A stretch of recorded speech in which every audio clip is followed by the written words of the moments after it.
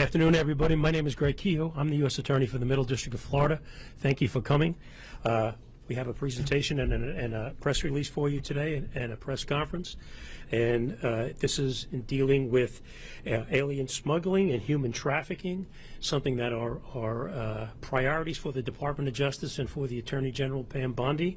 We have an array of U.S. attorneys here that are going to give you an idea of the cases that are before us. And just briefly, before I bring the Attorney General up, to my far left is Justin Simmons, U.S. Attorney for the Western District of Texas. To his right is Mike Drescher, the U.S. Attorney for Vermont. And to his right is Nick Ganji for the Southern District of Texas. On my far right is Matt Gagliotti, the Assistant Attorney General in charge of the Criminal Division. At this point, I'd like to present to you the Attorney General of the United States, Pam Bondi. Thank you. Thank you, U.S. Attorney Kehoe. Thanks for everything that you're doing, and to all our incredible U.S. attorneys around the country. My first day as Attorney General under President Trump's leadership, we announced that the Department of Justice would pursue the total elimination of cartels and transnational criminal organizations. Thanks to President Trump, many of these groups, many of these gangs are now classified as foreign terrorist organizations because they pose an extreme threat to not only our country, but to our world. They traffic drugs, weapons, and people. Every American community destroyed drives up their profit margins. No longer. We are investigating and prosecuting their crimes more aggressively than ever, and Joint Task Force Alpha is the tip of the spear. We have been working on that with Secretary Kristi Noem, Homeland Security, and I cannot say enough good things about Secretary Noem. I was with her in Louisiana yesterday, and she is fighting to keep our country safe every single day. Just this week, Joint Task Force Alpha took 4 major enforcement actions. Right here in Tampa, we unsealed the indictment charging 12 defendants operating a massive, right here in Tampa, a massive illegal smuggling ring. The defendants engaged in a conspiracy to bring illegal aliens from Cuba to the U.S. for profit. They coached their clients, including children who came to airports alone, came to our country alone, were put on planes for connecting flights, lied to Border Patrol agents due to coaching and law enforcement. They charged up to $40,000 per victim. They used Zelle to transfer over $7 million over the course of this scheme, and I believe had profits, cash, of over $18 million. And it's just not the southern border. In Vermont, and U.S. Attorney Drescher is here with us, we indicted Norma Lorenzo, a woman who allegedly worked with Canadian co-conspirators from Guatemala, Honduras, Mexico, and El Salvador. Children were transferred to private residences, other airports, and in 2023, according to CBP, parts of Vermont and New York started seeing unprecedented traffic from illegal aliens. Law enforcement officers operating in these areas encountered aliens from 97 different countries, including China, Pakistan, Iraq, Iran, Afghanistan, North Korea, and Yemen. In the Southern District this week of Texas, and Nick Ganji's here, we secured the extradition of 3 men from Guatemala who have been charged in connection with a mass casualty alien smuggling event. This tragic event occurred in 2021 in Chiapas, Mexico. A semi-truck containing at least 160 illegal aliens crashed, resulting in the deaths of more than 50 people. The cost of human smuggling is huge. So many families are dying, so many people are dying. These smugglers used a variety of vehicles, including microbuses, tractor trailers, and cattle trucks to smuggle multiple Guatemalan aliens, including many unaccompanied minors, into this country. In the Western District of Texas, where Justin Simmons is our U.S. Attorney, we just this week charged 4 defendants with their role in a deplorable scheme smuggling unaccompanied children into the United States from Mexico. These monsters behind the operation drugged unaccompanied children coming into our country, giving them THC so they would be asleep when passing through customs. One of the children was overdosed so badly that the child had to go to the hospital. Since President Trump took office, Joint Task Force Alpha has charged 56 defendants, including convicting a monster who attempted to bring in Indian nationals into our country in sub-zero weather through Canada in the middle of a blizzard. This was a family of 4. This family was eventually found dead in a blizzard with the father holding the 3-year-old little boy wrapped in a blanket with his glove covering his child's face, trying to save his life. In June, we arrested a Canadian-American citizen in New York for charging $1,000 for every illegal alien he smuggled over the St. Lawrence River into our country. One of the boats capsized, killing a family, including 2 children under the age of 3. A few weeks ago, we convicted a coyote in Texas. A coyote, of course, is someone who transports illegal aliens across state lines for money. In Texas, we charged him for charging $30,000 for every 10 illegal aliens that he could get get to the Rio Grande. He got an additional $30,000 for every 10 illegal aliens that made it across the Rio Grande alive. That is why we are now expanding Joint Task Force Alpha. It has 5 steps. We will now cover, the task force will now cover our northern border in Canada, of course, and all of our maritime borders. Our incredible partner again at DHS, Kristi Noem, and I are expanding this to include our DEA, ATF, and FBI agents to this task force to give us even more manpower. We will receive more resources to prosecute these cases, and key figures in cartel, human trafficking, and transnational criminals. We will strengthen our collaboration with foreign law enforcement throughout this world to protect not only their citizens but ours, and return these criminals to American soil for prosecution. Under President Trump, we have coordinated more closely with our U.S. attorneys' offices to protect unaccompanied children being smuggled into our country from exploitation. One of the task force's greatest accomplishments has been demonstrating how dangerous human smuggling and trafficking are for those being transported. For those who are considering paying to be smuggled into the U.S., it is not safe for you or for your families. These coyotes are coordinating with terrorist organizations, collecting money from them to bring families and unaccompanied children into our country. These operations are getting people killed.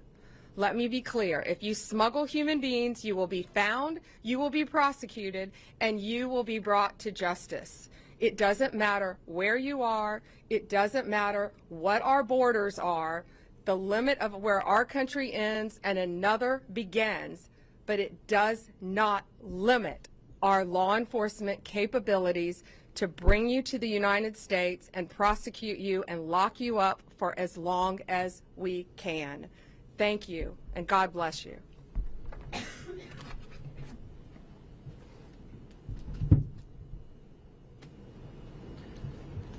Thank you, General Bondi. I'm sure you, ladies and gentlemen, can see the commitment of the Attorney General to this endeavor.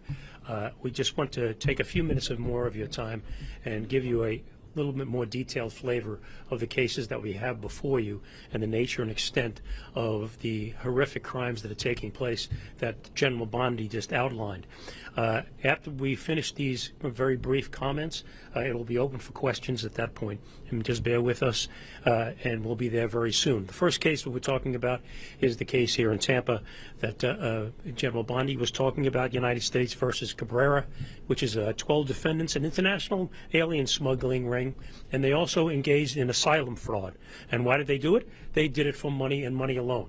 As General Bondi just noted, we have tracked at least $18 million trafficking through their account and laundered through their accounts to pay their expenses, to pay their co-conspirators. This was a profit-making motive that went on between 2021 and today, 2025. How did it happen?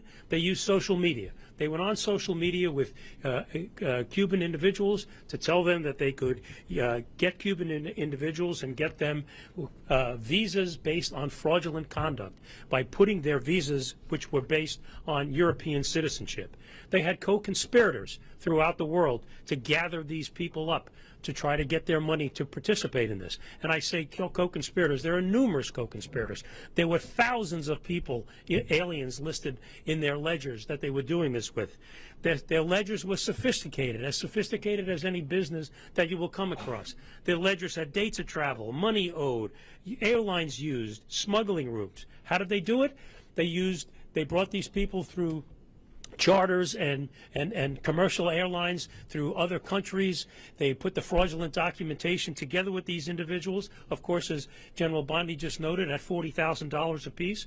They spent up millions of dollars flying these people throughout the country before they came back into the United States. They would provide them with fraudulent visas based on the fact that they were saying that they were not in Cuba after 2011, when of course they were. With this fraudulent document, they coached these people once they came to enter into the United States. How did they coach them? They coached them to make sure you tell these people that you're a tourist. Make sure you tell them that you're just here for a visit. And of course, conceal the fact that you had come from Cuba. And then after and when you get into the United States, lay low for a while. Don't make any noise about things. Why? Because at the appropriate time, they wanted you to come forward to seek asylum, being a Cuban national. So they would then prepare the asylum applications, which were likewise fraudulent. So they're preparing fraudulent document to get into the country, preparing fraudulent documentation to get asylum. And ladies and gentlemen, this was all for money. And it was a sophisticated enterprise with multiple shell corporations being used and transferring money throughout the country. We have uncovered at least 27 known bank accounts with these people to transfer their money between and among each other, pay for expenses and people overseas, and using money to move in and out of their shell corporations to hide it, which is the substance of the money laundering charge.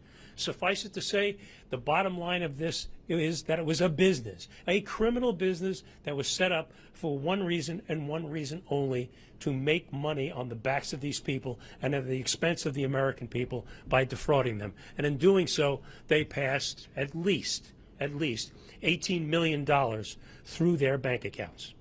That's a brief overview of the Tampa case. Obviously, it is now open for review because it's no longer sealed. And I will if I can, I want to turn this over to my friend from the Southern District of Texas, Nick Ganji, who will give you an idea of the case that he is going to present from his district. Nick. Madam Attorney General, good afternoon. My name is Nicholas Ganji, the United States Attorney for the Southern District of Texas. The American people have been told time and time again that insisting upon a secure border and an orderly immigration process somehow lacks compassion. But what the disastrous record of the last 4 years has shown is that an open border is anything but compassionate. And perhaps the most pernicious and cruel outgrowth of our once open border is the rise of the cartel-backed human smuggling industry. And make no mistake, it is indeed an industry. Human beings are treated like commodities, stacked like cordwood in dangerous and sometimes deadly conditions. All it takes is one faulty air conditioner or one wrong turn of the steering wheel to turn a smuggling run into a mass casualty event. The saddest example of this was the 2021 smuggling crash in Chiapas, Mexico, where a tractor trailer carrying 160 people overturned, costing the lives of 50, including children, and injuring more than 100 others. The Southern District of Texas, along with Joint Task Force Alpha, has worked tirelessly to bring justice to those responsible for this great tragedy. Last year, a grand jury in the Southern District of Texas indicted 6 Guatemalan nationals for conspiring to smuggle these victims into the United States. And on December 9th of last year, the 3rd anniversary of the crash, Guatemalan authorities arrested the 4 remaining conspirators who are residing overseas. I'm pleased to announce today that 3 of these alleged conspirators have just been extradited to the United States and are making their initial appearance today in Laredo, Texas, with a 4th defendant on the way. I am grateful to our Guatemalan partners for their assistance in delivering these defendants to us so that these accused smugglers can learn a little bit about what Texas justice looks like. But the Southern District of Texas work with Joint Task Force Alpha has yielded other successes as well. A few notable examples: we indicted and convicted 14 defendants who conspired to smuggle hundreds of illegal aliens via dangerous methods, including packing them in suitcases, repurposed water tankers, and wooden crates with little ventilation or room to move. We recently obtained pleas from 6 smuggling defendants who, among other things, left a man to die of heat exhaustion in the Texas brush. We indicted and convicted a human smuggler that had transported dozens of illegal aliens, including minors, and then led police on a high-speed chase through the streets of Laredo. And we obtained a 103-month sentence against a former CBP officer who betrayed his oath and took bribes to allow illegal aliens and cocaine to pass through his lane at a port of entry. Smuggling is a wicked and remorseless business, and it has no place in any civilized society, let alone the United States. And the Southern District of Texas will do whatever it takes to eradicate this industry once and for all, and to put those responsible in prison for as long as the law allows. So for those considering coming to this country illegally, our message is clear. Don't do it. Don't put your life or safety or those of your loved ones into the hands of the cartel. They do not care if you or your children have access to food, water, or even air to breathe. They do not care if you live or die. And our message to these smugglers is equally clear. You can run, but you can't hide. If you're not already in cuffs, you will be in cuffs soon, because the United States does not forget. And with that, I'm going to turn it over to United States Attorney for the Western District of Texas, Justin Simmons.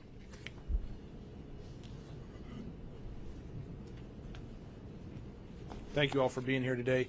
My name is Justin Simmons. I'm the U.S. Attorney for the Western District of Texas. Thank you, General Bondi, for organizing this today. Also want to thank President Trump for the encouragement and the motivation he's given all of us to take down these alien smuggling organizations and the cartels that they work with. You know, Juarez, Mexico is right across the border from El Paso, Texas, and for years, Juarez has been plagued by violence, kidnapping, and murder. Cartels have been warring over that area for decades because it's a key route for trafficking drugs and smuggling humans into the United States. These cartels have no bottom. There is no limiting principle on how low they will go to enrich themselves. We saw an example of this recently in a case where a woman named Susana Guadian ran an alien smuggling organization out of Juarez. She worked with her husband Daniel, her daughter Diane, and Diane's husband Manuel Valenzuela to smuggle children from Mexico into the United States. Basically what she would do was contact U.S. drivers who would come across and pick up these children and then take them back across the border. Prior to being picked up, Susanna would prep these children by sometimes telling them what to say when they got to the POE, the port of entry, or a checkpoint. Other times she would give them THC gummies, as General Bondi said, to calm them and keep them compliant throughout the process. In this particular case, the children that were given the THC gummies were 12, 9, 3, and 2. When CBP recognized when they were trying to cross with this group of children that something wasn't right, they saw it They realized those children needed some kind of medical treatment. They got a couple of them to the hospital to receive that treatment. They were later diagnosed with THC poisoning. As U.S. Attorney Ganji said, as General Bondi said, these cartels, these organizations do not care about you or your children when moving them across the border. So we're really happy that we were able to get arrest warrants this weekend and get at least 2 of these individuals, Diane and Manuel Valenzuela, off the street. The 2 other individuals, Susanna and Daniel Guadian, are still at large, but we will do everything we can to bring them to justice as well. You know, nothing crosses the border without the cartel's permission, and nothing crosses without payment to the cartels. These cartels see children just like they see a kilo of coke. Dollar signs. That's all they see. They care nothing about their well-being. Additionally, these organizations often use stash houses in American neighborhoods where they will put these aliens that they're smuggling across for days, weeks at a time. This endangers those neighborhoods, endangers those people who live in those areas, and it brings organized crime to Main Street USA. We will not have it. We will do everything we can to shut down these organizations because it hits the cartels where it counts, in their pocketbooks. That is all they care about, how much money they can make. And it makes America safer for Americans. It makes this place, this country, a place where you as an American can not just survive, but thrive. So that's what we're committed to. I want to thank our partners with Border Patrol, Customs and Border Protection, and HSI for their work on this case. I also want to thank Joint Task Force Alpha and their help putting this case and many other cases together. You know, in San Antonio earlier this year, we got life sentences on folks who had smuggled individuals in a tractor trailer into the United States. 54 individuals, 53 plus 1 unborn child, died in the back of that tractor trailer. So I'm really really thankful for Joint Task Force Alpha and the work they've been doing with us as well. We are on a mission to shut down these organizations and the cartels more broadly. In the Western District of Texas, this is what we do. Thank you very much. So lest you think this problem is just on the south border in Texas and Florida, I'd like to bring up U.S. Attorney Mike Drescher from the District of Vermont. Mike? Thank you. I want to thank you, Attorney General Bondi, for your remarks, and I want to thank you, U.S. Attorney Kehoe, for your hospitality hosting this event. I especially want to thank you, Attorney General Bondi, for bringing attention to the extraordinary work that the men and women of the United States Border Patrol and Homeland Security investigations are doing in Swanton sector, the portion of the U.S.-Canada border that includes Vermont, northern New York, and New Hampshire. Thanks to their work and the work of Joint Task Force Alpha, the United States Attorney's Office for the District of Vermont has obtained a 7-count indictment charging Norma Linda Lozano, who's 53 years old, of Ypsilanti, Michigan, with 1 count of conspiracy to commit alien smuggling and 6 counts of bringing aliens to the United States who lacked permission to enter or to remain in this country. As alleged in court filings, through much of 2024, Lozano repeatedly smuggled and attempted to smuggle illegal aliens into the United States from Canada. She did this for profit, negotiating payment with her Canadian co-conspirators and coordinating with them the locations where she would pick up her loads of non-citizens, aliens entering the country. As alleged, Lozano's methods included, echoing some of the comments we've already heard today, hiding a child alongside luggage in the far recesses of the vehicle that she was traveling in, disregarding the child's safety and welfare. These offenses are serious for several reasons. First, they aid and abet those who are seeking to enter the country illegally. Second, they exploit those people who are desperate and misguided enough to try to enter the country illegally. On the northern border, such illegal crossings frequently involve trekking through forests and swamps in inhospitable and dangerous circumstances. And third, they facilitate the unvetted aliens entering the United States for unknown and possibly nefarious purposes. In short, offenses such as those charged pose a risk to the nation's security. And the United States Attorney's Office for the District of Vermont is proud to work with the United States Border Patrol, Homeland Security, and Joint Task Force Alpha to help secure the northern border. Ms. Lozano was arrested Tuesday of this week in the Middle District of Georgia, where today she had her initial appearance in Albany, Georgia. She's been transferred to have subsequent appearances in the District of Vermont. Last, I want to recognize the hard work of Assistant United States Attorneys Matthew Lasher and Michelle Ara, who, under the leadership of Jonathan Opart, the Chief of the Criminal Division for the District of Vermont, have teamed up with Task Force Alpha Trial Attorney Jenna Reed to seek to hold Lozano and others engaged in similar conduct responsible for these offenses. Thank you. We're ready to take questions. If you want to direct them to any of the states, just let us know. Questions? We'll have it if we start on this side of the room and go over. Any questions? Are you seeing any connections between the cartels operating on the southern border that have been designated as transnational criminal organizations and the smuggling organizations in New York and Vermont? And then a second question for you, Attorney General. A judge ruled recently that the president's appointment of the National Guard in LA was illegal. Excuse me. Does that ruling affect your plans to send resources to Chicago at all? First, to the National Guard, we will be following the law. We are appealing that ruling, and we plan on being successful in court. We anticipate very much being successful. Back to this, yes, these transnational criminal organizations, since we have secured completely our southern border, are finding various ways to come into our country. And as our U.S. Attorney in Vermont knows, the northern border, it always has been, but it's gotten much worse. Much more prevalent because it's a multi-billion-dollar business, the smuggling of drugs, guns, and humans. And so they're not going to quit once we secured our southern border. But yes, we're stopping them at our northern border, and that's why we're also increasing Joint Task Force Alpha to include our maritime ports as well. Any other questions?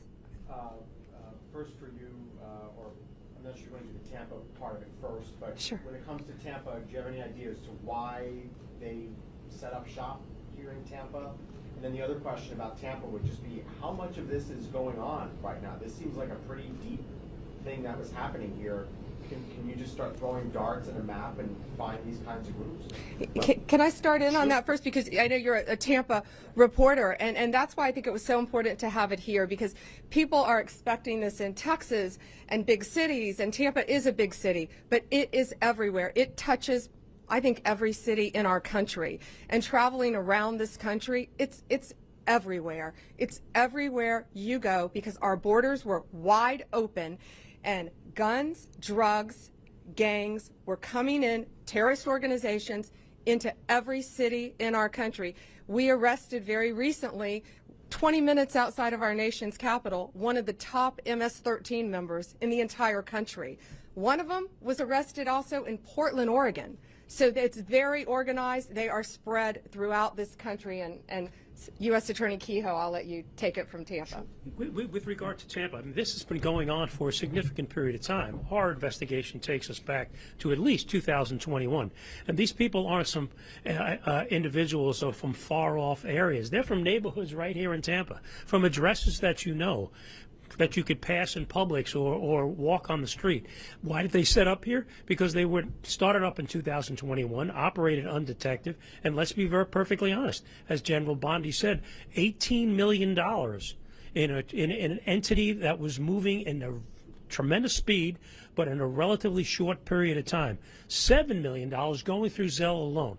So why did they come here? Because they lived here, they were here, they set up and did business here, and it was profitable. Were they availing themselves of different services, schools and parks? I mean, were they living otherwise ordinary lives? I, from all intents and purposes, I can't answer that question factually, and I don't want to mislead you, but I don't have any information to say that they weren't. I can't say that they were sending their children to local schools, but they were certainly living here and doing business here. Attorney General, if I can just ask you, Sure. now that you're seeing this from the from the inside, you obviously spent time in state government doing law enforcement.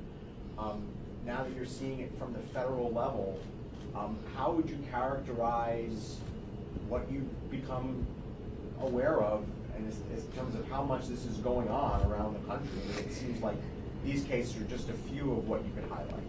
And these were not coordinated arrests or extraditions. These are 4 that all happened in a week. And because the majority involved unaccompanied children in human smuggling, we wanted to highlight those and why we're expanding our task force.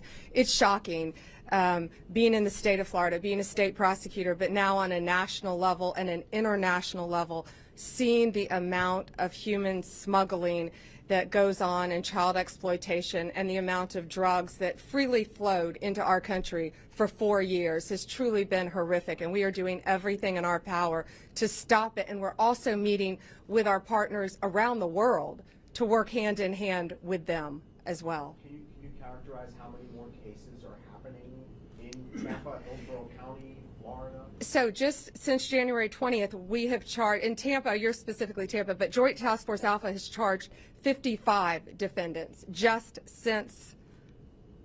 recently. Since January, 55 have been charged. And these are all, no, from all over the country. Major cases, but I'll let U.S. Attorney Kehoe answer Tampa. It's everywhere. Yes, I mean, to take what the general says, this is everywhere. This is just not a part-time thing. Why? Because it's a profitable thing. There are other cases under investigation here in Tampa. Yes.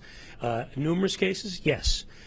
I can't get into the details of those, but this is not the last case of this fashion that we're going to do. Border Patrol and HSI are out there day after day, week after week, conducting investigations. So will there be more such cases being indicted along the way? Their answer is yes. I don't want to speak for my colleagues, but I assume that they would echo my response in that regard.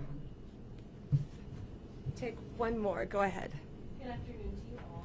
So for the cartels that are successful in smuggling children over, what are they doing with them once they're successful in that? The children? Yeah. They're either being trafficked. We've seen multiple cases of children being trafficked who have come across our borders, come into our country, and they're being put on planes by themselves.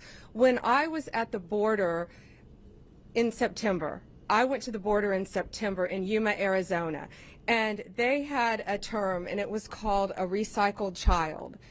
And these Border Patrol agents were seeing a little boy coming across our border multiple times. They saw him coming in as part of a family unit, which is often how they use children to get horrible criminals into our country, posing as a family unit. But these kids are coming from all over the place, and we don't know, many of them, where their parents were. That's why we're struggling to find that out, to prosecute all of them. But it was a recycled child, and these very vigilant Border Patrol agents recognized a little boy coming across. This was last September. And they couldn't figure out how he was going back and forth so easily. Well, our borders were wide open. And if you dropped your IDs, I saw IDs that were just piled up from every country you can imagine. If you dropped your passport, if you dropped your ID, one, they had a military member from China, dropped his ID. You could walk right into this country and say you were from anywhere you wanted to. And that's what we have stopped, and that's what we're going to prosecute. So they're using these children, many of them, to exploit them to help other gangs, cartels throughout this country. Some of these cases, when we're arresting these cartel members, they have children with them who are not related to them in their homes. Thank you. Thank you all for being here, and thank you for taking such close attention and realization to what's happening throughout our country affecting children. Have a great day.